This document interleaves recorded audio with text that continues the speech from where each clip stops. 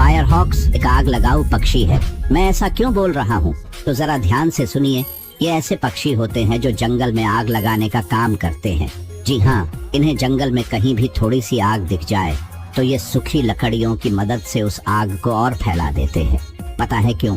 क्योंकि आग लगने से छोटे जीव अपने बिलों से बाहर निकलते हैं। फिर ये पक्षी उनका शिकार करते हैं और उन्हें खा जाते हैं। वीडियो पसंद आई हो तो लाइक और शेयर करें और ऐसे ही फैक्ट्स वीडियो देखने के लिए चैनल को सब्सक्राइब करें।